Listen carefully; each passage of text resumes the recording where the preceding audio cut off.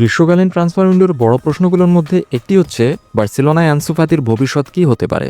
এবং এখন শোনা যাচ্ছে ফরাসি ক্লাব এএস মোনাকো এফসি বার্সেলোনার এই ফরওয়ার্ডকে সই করাতে আগ্রহী ক্লাবগুলোর তালিকায় যোগ দিয়েছে। মুন্ডো ডেপোর্টিভোর মতে মোনাকো দল ইতিমধ্যেই এই তরুণ ফরওয়ার্ডকে দলে আনার সম্ভাবনা যাচাই করার জন্য প্রাথমিক পদক্ষেপ নিয়েছে। আনসু ফাতি বার্সেলোনার সেরা তরুণ খেলোয়াড়দের মধ্যে একজন এবং দলের জায়গা হারিয়ে তিনি এখন অন্য কোথাও নতুন করে শুরু করার জন্য মুখিয়ে আছেন বলে মনে হচ্ছে। বয়স মাত্র ২২ বছর, অথচ এখনই বার্সেলোনায় অপাঙ্ক্তেয় হয়ে গেছেন, কারণ এই ক্লাবে অফুরন্ত প্রতিভার ছড়াছড়ি। আপনি যদি পারফর্ম করতে না পারেন তাহলে দলে আপনার জায়গা হবে না।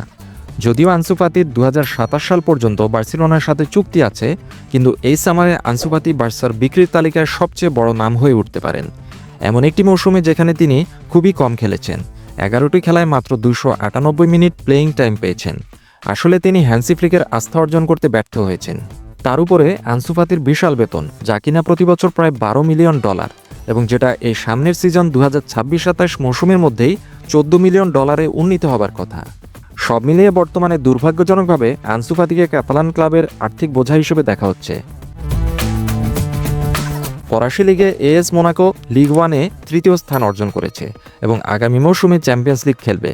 আনসু ফাতির জন্য এটি একটি বড় সুযোগ, যিনি ক্যাম্প নু থেকে তার ক্যারিয়ারকে আবার ট্র্যাকে ফিরিয়ে আনতে চাইছেন। মুন্ডো ডেপোর্টিভোর প্রতিবেদনে বলা হয়েছে যে বার্সেলোনা আনসু ফাতিকে লোনে পাঠাতে চায় না, বরং $২৬ মিলিয়ন দাম হলেই তাকে বিক্রি করে দিতে চায়। প্রেসিডেন্ট হুয়ান লাপোর্তা এবং স্পোর্টিং ডিরেক্টর ডেকো উভয় ইঙ্গিত দিয়েছেন যে আনসু ফাতির আরও প্লেয়িং টাইম প্রয়োজন, যা বর্তমান দলে তার পাওয়ার সম্ভাবনা কম। তাই তার ঘনিষ্ঠ লোকজন তাকে পরামর্শ দিচ্ছেন যে অন্য কোথাও নিয়মিত খেলার সুযোগ পেলে ফাতির চলে যাওয়াই ভালো। সেই অর্থে এএস মোনাকোর নেক্সট সিজনে চ্যাম্পিয়ন্স লিগ খেলার সুযোগ এবং ফরাসি লিগে প্রতিযোগিতা আনসু ফাতির জন্য এক নতুন জাগরণ নিয়ে আসতে পারে।